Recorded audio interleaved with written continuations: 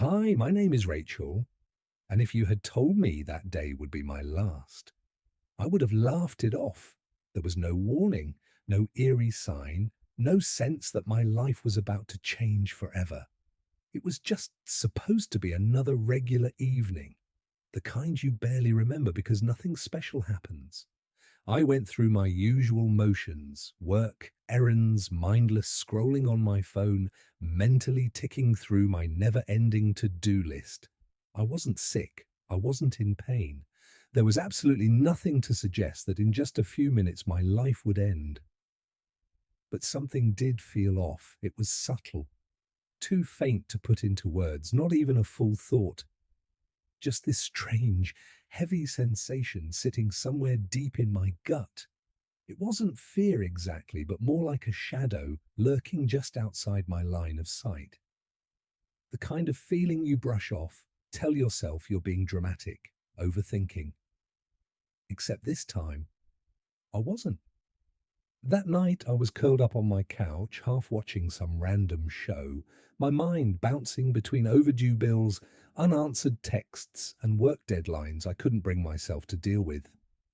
My fingers drifted up to my temple, rubbing absent-mindedly at the dull ache that had been hanging around all day. Probably just stress, I told myself. Nothing a glass of water couldn't fix. But the second I stood up, everything changed. The dull pressure in my head sharpened so suddenly, it felt like someone had driven a knife straight through my skull. My vision warped, the room tilting like a funhouse mirror. My breath caught in my throat, and my legs, they didn't feel like mine anymore. Every instinct screamed that something was horribly wrong.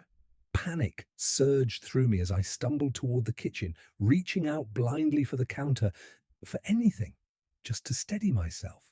But before my hand could even touch it, the pain exploded.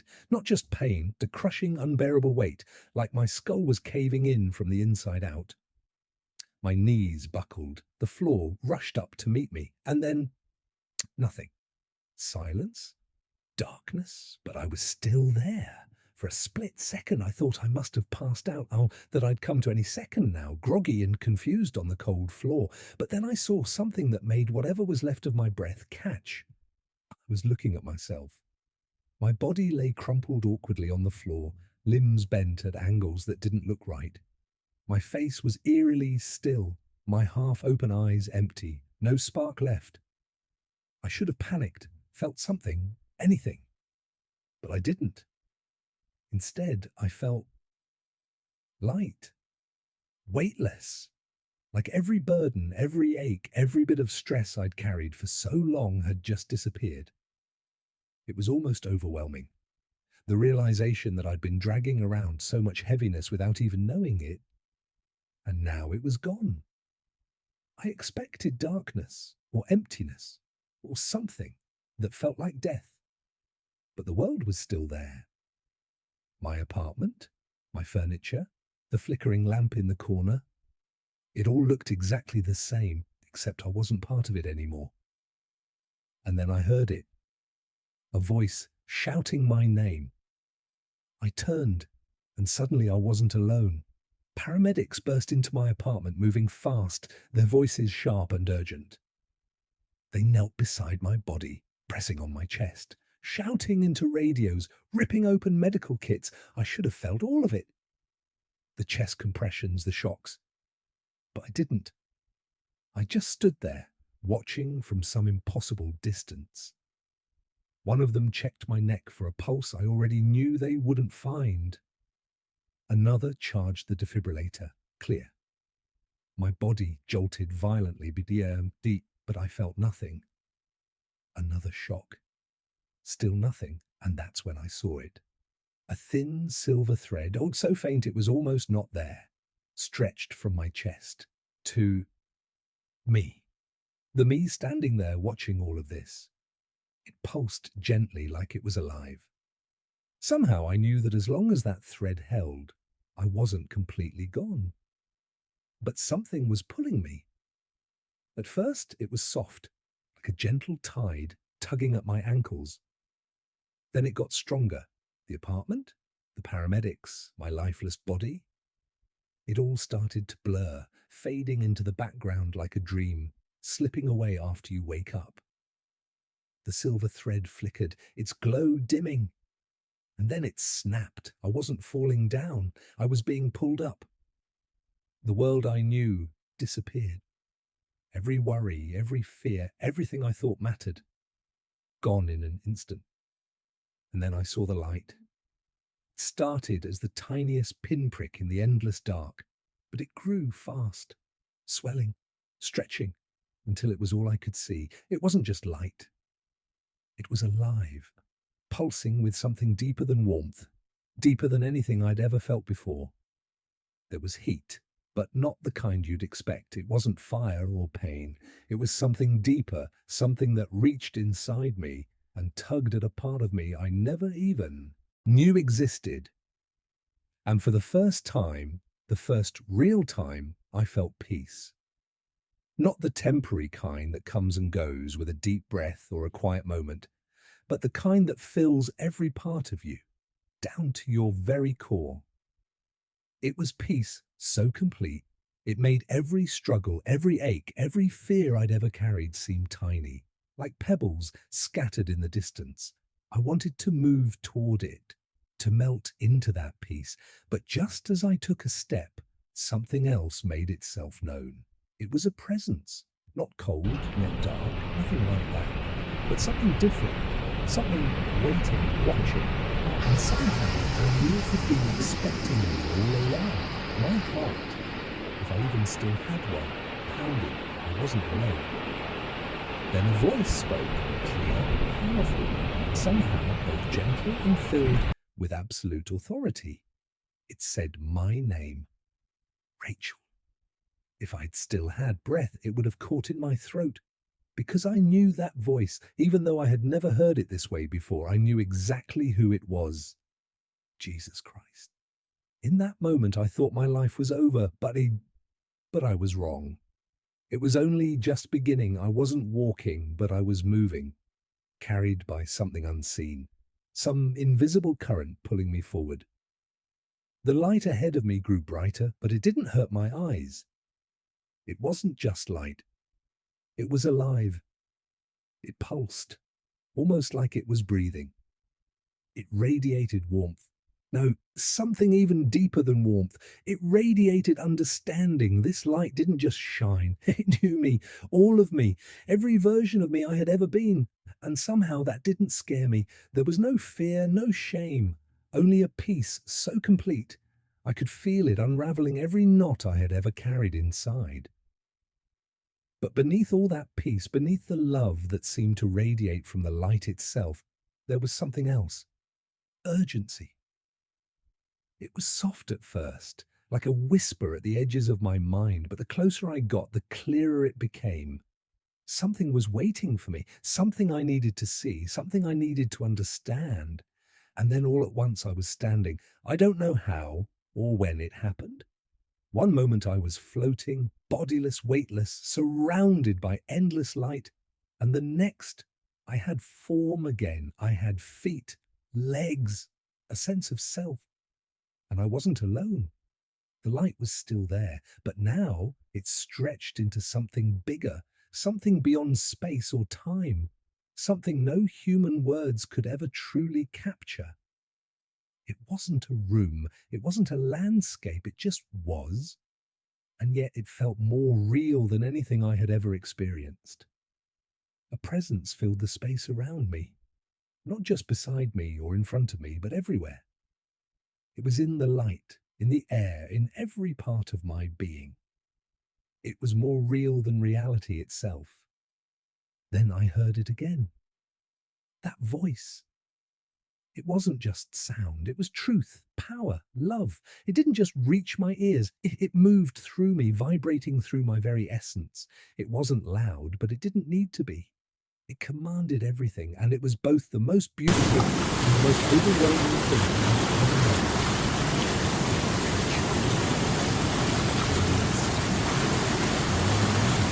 I never felt that before, not like this. The moment mind raced with thought, still, my knees gave out. I couldn't stand it, not because I was afraid, but because the sheer weight of his presence, his love, his authority, was too much for me. I saw everything, just the passion, all-inspiring reality, being face to face with someone so far beyond human understanding, still, suddenly, what I was in that moment, I knew I was unworthy, but through all control anyway. Slowly I forced myself to look at myself, and then I saw there are no words for what it feels like to look at Jesus Christ. He wasn't just light, he was life. He wasn't just love, he was the very source of it. Every part of him radiated something I had never experienced on earth. Something I couldn't have experienced in my limited, fragile human form. He looked at me, and in that gaze, I saw everything. I saw love.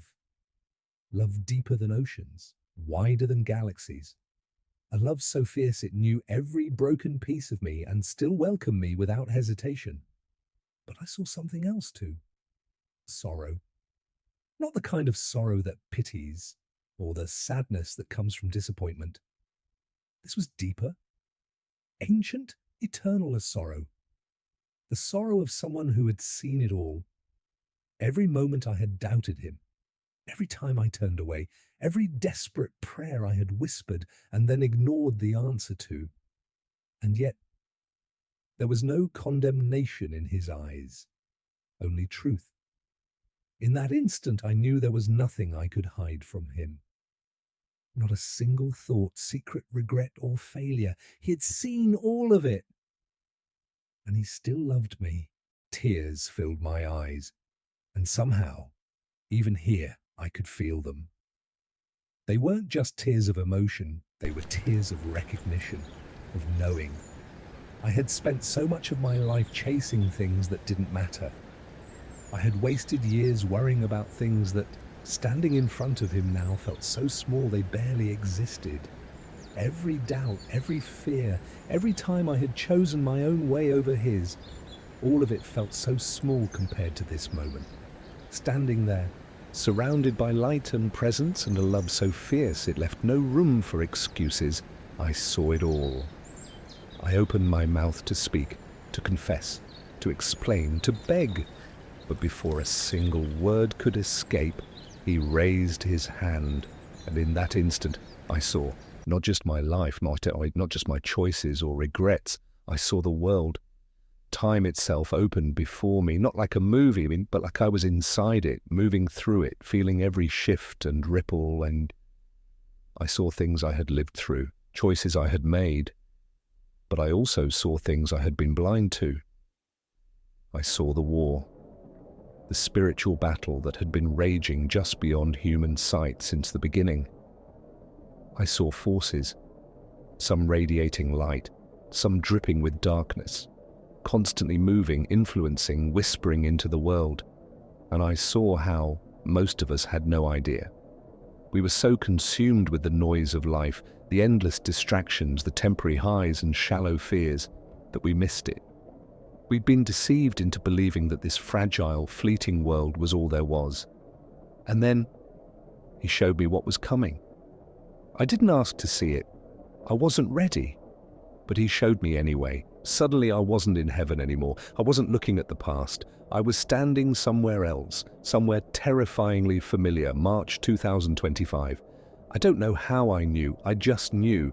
It wasn't a guess or a feeling, it was a knowing that settled into my bones. And the world had changed. The air itself felt heavier, like something unseen was pressing down on everything, stretching just beneath the surface, waiting to break through. People were afraid, and not the everyday fear of bills or sickness or bad news, but a deeper fear, a fear without a name, a fear that clung to the edges of their minds, whispering that something was wrong, even if they couldn't explain what or why. I walked through cities I recognized, places I had been, but they weren't the same. The streets felt off. empty in a way that had nothing to do with crowds. People were moving, but there was a tension in the air, like the world itself was holding its breath. And then I heard the whispers. They weren't coming from people. They weren't voices carried on the wind. They moved through the air, threading themselves into thoughts, emotions, fears, invisible, but unmistakably present. And somehow I understood. The deception had already begun. I turned back to Jesus, my whole being trembling with the weight of what I had just seen. I didn't even know what to ask, but he answered the question before it could form on my lips. It has already begun. His voice wasn't loud, but it shook me to my core. I thought my life had ended. I thought dying was the end of my story. But now, standing there with him, I knew, and my life was just beginning. I stood there, overwhelmed, shaking under the sheer weight of his presence. There was no fighting it, no denying it. This was Jesus Christ, not a story, not a feeling, not an idea. Every part of me knew it was him, not because I figured it out, but because my soul had recognized him before my mind even caught up. I couldn't move, I couldn't breathe, not out of fear, but because there was no space for anything but him. His presence filled everything, pressing into every part of me, leaving no room for doubt, no room for hiding. I felt exposed, but not like I was being shamed. More like there was nothing left to cover, nothing left to pretend. Every thought I had ever had, every whispered doubt, every quiet rebellion, every moment I'd turned my back and told myself my way was better. He saw it all. And yet, I didn't feel condemned. I expected to feel small, to shrink under the weight of all my failures, but I didn't. I felt love. Love that didn't come with conditions or requirements. Love that wasn't fragile or easily shaken. Love that had been there all along, even when I ran from it, even when I doubted it existed. But in his eyes I saw something else too. Sorrow, not pity, not disappointment, something deeper.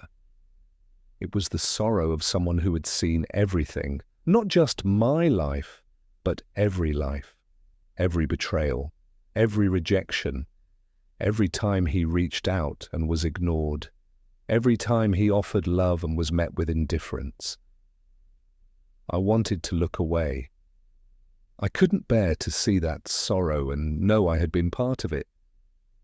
But he wouldn't let me. Instead, he raised his hand. He didn't touch me, but I felt it the moment he moved, and suddenly my eyes were opened again, not just to my own life, but to the whole story. I saw time, the world, history and future, woven together like threads in a tapestry, too vast for me to comprehend. I saw my own mistakes, times I had ignored his voice because it didn't say what I wanted to hear. Times I had convinced myself I knew better, times I called out to him in desperation, but covered my ears when the answer came. And then I saw something else, something coming, something bigger than me, bigger than all of us. The air around us shifted. Jesus spoke, his voice carrying both love and urgency. You were not meant to die today. The words hit me like thunder. I had just died. I knew it. I had left my body, left everything behind. But here he was telling me this wasn't supposed to happen. My mind reeled. My voice felt like it had been stolen. Then why am I here? I finally whispered. His expression didn't change, but I felt something move through me, not words, but something deeper, something that carried weight beyond language. Because you needed to see. See what? Before I could even form the full question, he stretched out his hand, and the world around me changed. The warmth of his presence faded, the light dimmed, and I was somewhere else. I was standing on earth again, but everything was wrong. The air itself felt unnatural, thick with silence, the kind that makes your skin crawl even when nothing's happening. The sky above me was dark, not from nightfall, not from clouds, but from something deeper, something unseen, and I knew this was just the beginning. The atmosphere felt different. At first, I couldn't put my finger on it, but something in the air itself was heavier, thicker, like the world was holding its breath. Then I saw the people. They were walking through the streets, going about their usual routines, working, shopping, talking. But there was something off. There was a silence beneath the noise, an unspoken tension pressing down on everything. People weren't talking the way they used to. They weren't even looking at each other the same way. It wasn't fear like you'd expect after a war or disaster. This was deeper, a fear that settles into your bones, the kind that makes you question everything, even things you once took for granted. And that's when I heard them. The whispers. At first I thought they were coming from the people around me, maybe hushed conversations carried on the wind. But no, they weren't coming from anyone at all. The whispers were everywhere, woven into the very air itself, threading through people's thoughts, slipping into their emotions. Unseen, untraceable, but undeniably there. They were lies. Subtle, beautiful lies, so carefully crafted, so close to the truth, that most people couldn't even tell they were being deceived. Lies about truth itself, lies about morality, lies about God, and people were listening, not because they were evil, but because the lies felt easier to believe than the truth. I turned, searching for something, anything, to help me understand what was happening. And then I saw it. The date. March 2025. The knowledge hit me like a punch to the chest. I didn't know how I knew, but I knew. This wasn't some random vision of the future. This was a warning. Jesus had brought me here for a reason, because something was coming and the world wasn't ready for it. I looked around, trying to make sense of it all. There were no explosions, no armies flooding the streets. Nothing that screamed disaster. And that's exactly what made it so terrifying. The real danger was already here, already working its way into every corner of life. And no one saw it. People were still going to work. They were still dropping their kids off at school, still watching TV, still posting online, still laughing at jokes, still pretending life was normal. But under the surface, something was shifting. I could feel it in the air, like the world itself was bracing for impact, like something unseen was watching, waiting, preparing for the moment it would finally show itself. I turned back to Jesus, desperate for answers. "What is this?" I whispered. He didn't answer right away. Instead, he just looked at me. And somehow, in that silence, I knew he was waiting for me to understand it myself. And then I did. This wasn't about a single event. It wasn't about one war, one disaster, or one crisis. This was bigger, much bigger. This was about the world itself being deceived slowly, quietly, until the truth was so buried no one could find it anymore. And March 2025 was only the beginning. The vision shifted, and suddenly I wasn't just standing in one place. I was everywhere. Time bent, and I saw across nations, across people, across events unfolding all at once. I saw world leaders in dimly lit rooms, their faces grim, their voices low and strained with urgency. Some paced, others sat with their heads in their hands. They were making decisions, huge ones, but the weight of uncertainty hung over them like a fog. They were afraid. They could feel something coming, but they couldn't see it clearly.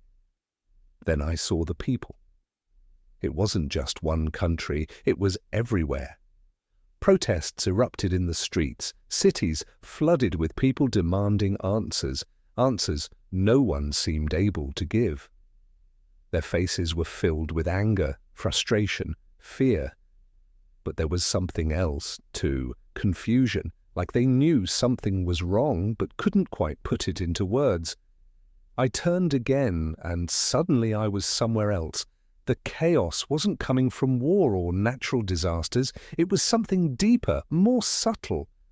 Trust itself was unraveling. People were losing faith, not just in their governments, but in their systems, in each other, in everything they had once believed was stable. Everything felt fragile, like the whole world was balanced on a crumbling edge. And the scariest part? No one could explain why. It was like something had shifted overnight, but there were no headlines, no clear cause. Just a sense, a knowing that something was deeply wrong. And then I saw the deception. It was everywhere, woven into news reports, whispered in speeches, guiding decisions behind closed doors. It wasn't about controlling one moment or one crisis. It was about shaping the entire world, one small shift at a time. People were being led somewhere, carefully, subtly, so smoothly they didn't even realize they were being led at all. The fear, the uncertainty, the anger, all of it was intentional. I turned to ask Jesus what was happening, but before I could even form the words, the vision shifted again, and what I saw next shattered me. Jesus turned toward me, and I saw it in his eyes.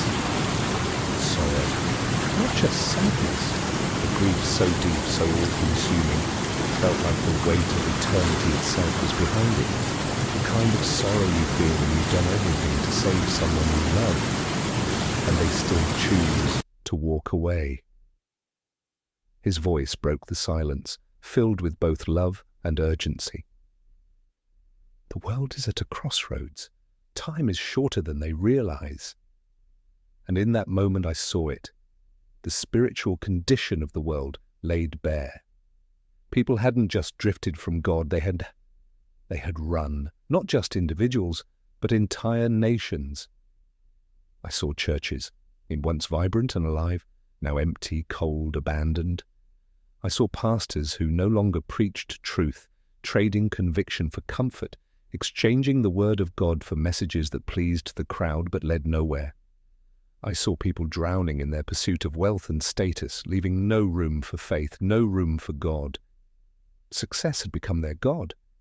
I saw division like I had never seen before, families turning on each other, whole societies ripping themselves apart, and I saw how the enemy had used fear, anger, and deception like tools, driving people further from truth, deeper into confusion, further from the one who could save them.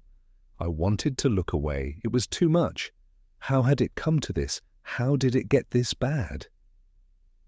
The question burned in my mind, but before I could even speak it, Jesus' voice cut through the vision, gentle but firm. I do not desire for any to be lost, he said, but they must choose. Desperation swelled in my chest. I turned to him, heart pounding. What happens if they don't? He didn't answer with words. Instead, the world around me shifted again, and what I saw made my entire soul tremble. The earth itself was groaning. I saw disaster after disaster unfolding. Storms unlike anything I'd ever imagined. Winds strong enough to tear cities apart. Entire towns swallowed by water. I saw earthquakes splitting the ground right beneath people's feet. Fires devouring forests and homes, leaving nothing but ash. People screamed in panic, unprepared, powerless. Then I saw economies collapsing.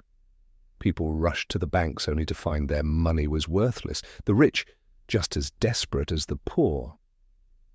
Governments scrambled, leaders argued behind closed doors, but no one had answers. But beneath all the physical chaos, something even more terrifying was moving, something unseen but fully present. It was spiritual. I saw a darkness, alive, aware, whispering into the ears of leaders, nudging them toward decisions that pulled people deeper into fear, into confusion, into control. Most people didn't even notice They were too distracted, all chasing success, entertainment, pleasure, clinging to any sense of normalcy while the world was crumbling around them. Then Jesus spoke again, his voice steady but filled with sorrow. As it was in the days of Noah, so shall it be before my return. Suddenly it all made sense. Just like in Noah's time, the warnings were everywhere, signs clear as day, but people ignored them.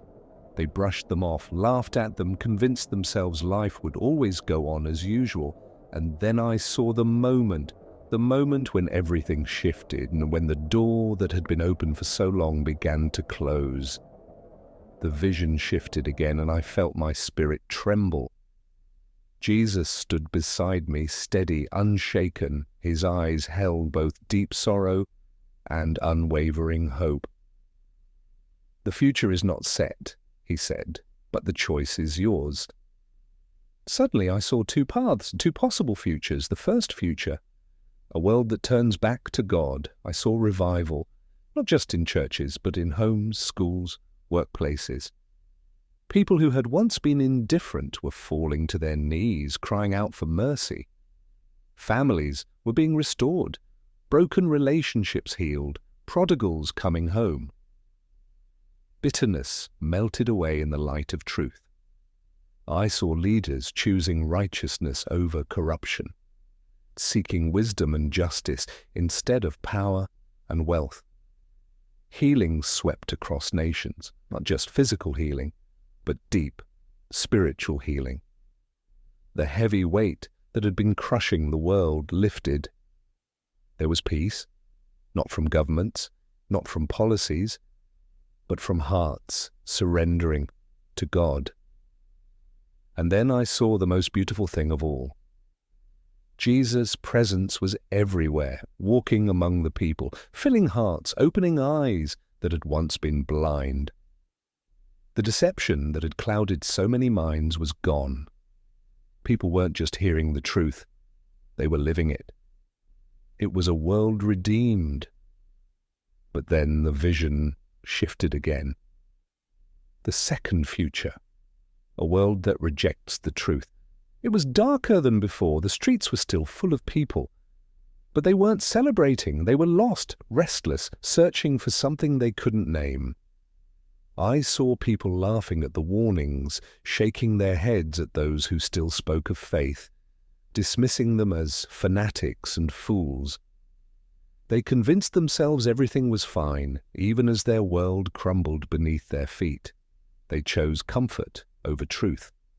They traded freedom for the illusion of security, following leaders who promised stability but only delivered control. And then the deception reached its peak. Lies weren't even hidden anymore. They were celebrated. Evil wasn't just tolerated, and it was embraced. People chose the darkness, calling it light, celebrating it as freedom. And in the midst of it all, Jesus was nowhere to be found, not because he abandoned them, but because they had shut him out. I turned to him, heart pounding in my chest. "Lord, is this really what's coming?" His eyes met mine, and I saw it, the grief, the love, the longing. "The door is still open," he said, "but it will not stay open forever." His gaze softened. "You must tell them." A wave of urgency crashed over me. This wasn't just about me. It wasn't just about what I'd seen. It was about the choice every person, every soul's had would have to make before it was too late. The visions began to blur, the scenes, the warnings, even the overwhelming presence of Jesus himself. All of it started to fade. I turned to him, panic rising in my chest. "No, please, don't send me back. I don't want to leave." Jesus looked at me with infinite love, but his expression didn't change. "You must go back and tell them." A lump formed in my throat. "They won't believe me," I whispered. His gaze didn't waver. "Some will listen, some will not, but you must try." Tears filled my eyes. I had never known peace like this before, never felt so whole, so free from the weight of the world. Going back felt impossible. Why me? Why did you show me all this? Jesus reached out and placed his hand over my heart. Because the time is short, he said softly, and the world must choose. And then, before I could even respond, I felt it, a sudden pull, a force stronger than anything I could resist. The light around me dimmed, and in that moment, my spirit trembled. I knew what was happening. It's not yet your time. The words rang in my ears as everything around me collapsed, and then I fell. But it wasn't like falling through air. It was like being yanked through space, pulled out of something eternal and back into something fragile. The warmth of heaven vanished. Suddenly my body felt unbearably heavy, like I was being dragged through deep water. My chest burned, my lungs gasping for air as my eyes shot open. The cold, fluorescent lights above me were blinding. Machines beeped in a frantic rhythm, and I could hear the rush of feet and the urgent voices of doctors and nurses. "She's back!" I turned my head slightly. Even that small movement sent waves of pain through my body. Everything ached. The medical team stood around me, their faces filled with disbelief. She was gone. One of them stopped mid-sentence, shaking his head like he couldn't make sense of what he was seeing. I could barely process their word. My heart was still racing, my spirit still caught between two realities. I had been dead, I had been with Jesus, and now I was back. But as I lay there, staring at that unfamiliar hospital ceiling, I realized something even more terrifying than death itself. Now I had to face the hardest part. Telling the world what I had seen. At first, I couldn't even process it myself. My body was weak, exhausted from everything that had happened. But my soul felt even heavier. The weight of what I'd seen, the warnings, the visions, the urgency, it pressed down on me like a burden I wasn't sure I could carry. I had been with Jesus. I had seen the truth. And I had been sent back with a mission. But how do you even begin to explain something like that? The doctors came in, their faces a mix of awe and curiosity. They told me I'd suffered a brain aneurysm, that for several minutes there was no pulse, no breath, nothing. I was gone.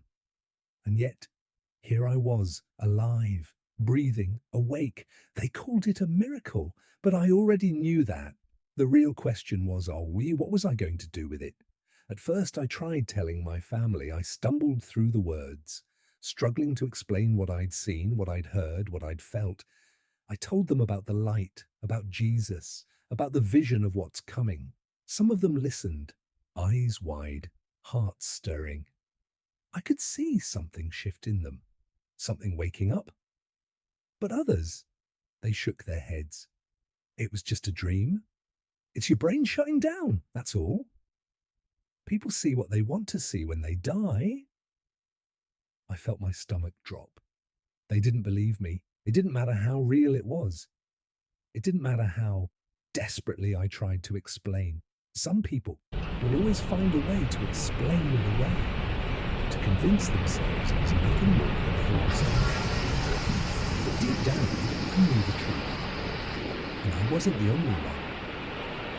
Because when I shared my story with people who had already felt that something was shifting in the world, their reaction was completely different. Their faces went pale. Their eyes filled with something beyond fear, recognition. They had felt it too, that sense that something's coming, that things aren't normal anymore, that we're standing on the edge of something far bigger than any of us can fully grasp. That's when I realized I'm not alone. There are so many people waking up right now. So many people feeling the same urgency, the sense that time is running out. They just needed someone to say it out loud and to confirm what their spirit already knows. So I told them everything. And now I'm telling you, Jesus is calling us back. It's time to turn away from sin, to open our eyes, to wake up. The time is shorter than we think. March 2025 is just the beginning, but the choices we make now is they'll shape everything. I don't know every detail of what's coming. I don't have all the answers. But I know this. Something is happening. Something is shifting. And if we ignore it, if we keep living like we have all the time in the world, we're going to regret it. I'm not here to convince you. I'm not here to argue or debate. I'm just here to warn you because I was sent back to tell you before it's too late. If you're hearing this, it's not by accident. Turn back to Him before it's too late.